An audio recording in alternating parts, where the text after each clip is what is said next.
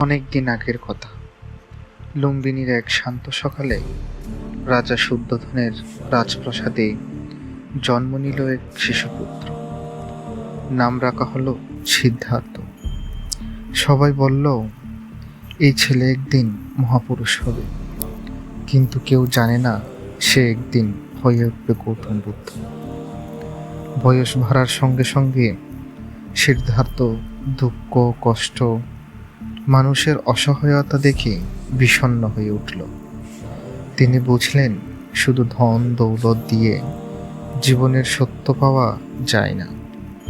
একদিন রাতে রাজপ্রাসাদ ছেড়ে সিদ্ধার্থ বেরিয়ে পড়লেন সত্যের সন্ধানে। বছরের পর বছর কঠোর সাধনা করেও যখন তিনি মুক্তির পথ খুঁজে পেলেন না, তখন একদিন তিনি বসলেন বোধিবৃক্ষের নিচে। তিনি প্রতিজ্ঞা করলেন, সত্য না জানা পর্যন্ত আমি এইখান থেকে উঠব না। বৈশাখী পূর্ণিমার পবিত্র রাতে সে বোধিবৃক্ষের নিচে সিদ্ধার্থ অবশেষে বোধি লাভ করলেন। তিনি বুঝলেন জীবন চক্র দুঃখের কারণ ও মুক্তির পথ।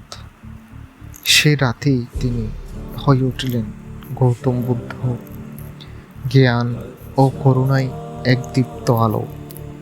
তারপর থেকে প্রতি বছর বৈশাখী পূর্ণিমায় স্মরণ করিয়ে দেয় আমাদের সে আলোর সন্ধান, যা শুরু হয়েছিল এক তরুণের নিঃস্বার্থ পথ চলা।